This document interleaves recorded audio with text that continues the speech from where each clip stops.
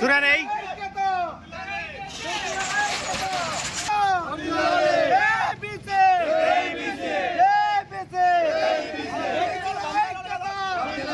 अना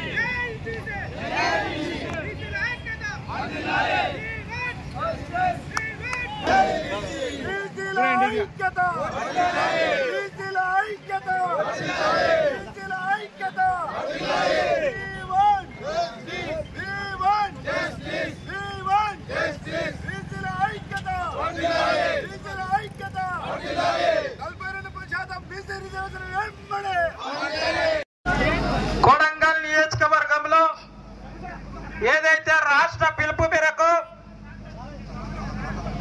బీసీ సంఘాల ఐక్యత పిలుపు మేరకు కొడంగల్ నియోజకవర్గంలో ఆల్ పార్టీస్ నుంచి బీసీ బంద్కు చేస్తున్నటువంటి ఆల్ పార్టీస్ కి నా హృదయపూర్వక శుభాకాంక్షలు తెలియజేస్తున్నాం. ఈ రోజు ఏం జరుగుతుంది రాష్ట్రంలో మీకు అందరికీ తెలుసు. 42% లోకల్ బాడీ ఎలక్షన్ లో కామారెడ్డిలో 42% డిక్లరేషన్ చేసిర్రు. ఆ డిక్లరేషన్ చేసి రెడ్డి జాగృతి అని మాధవరెడ్డిని తీసుకొచ్చి హైకోర్టులో పిటిషన్ వేశారు.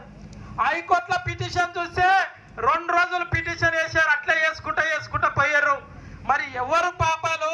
మనం రెడ్డిల జెండాలు మోసుకుంటా పోదామా? 100 70% 65% బీసీలు ఉన్న వైపు పోదామా? ఒక్కసారి బీసీ సోదరులారా ఆలోచన చేయండి. మనం అన్ని ఈ రోజు ఎట్లయితే పార్టీలకు అతీతంగా వచ్చి కొడంగల్ చౌరస్తాలో కూర్చున్నామో అదే విధంగా మనం లోకల్ బాడీ ఎలక్షన్ లో కూడా ఎవరైనా కావచ్చు, ఏ పార్టీ అయినా కావచ్చు, బీజేపీ కానీ, కాంగ్రెస్ కానీ, సిపిఐ కానీ, ఎంఐఎం కానీ, బీఆర్ఎస్ కానీ, అన్ని పార్టీల్లో వాళ్ళందరికీ నేను పాదాభివందనాలు తెలియజేస్తున్నా. ఎవరు మనకు శత్రువులు కాదు.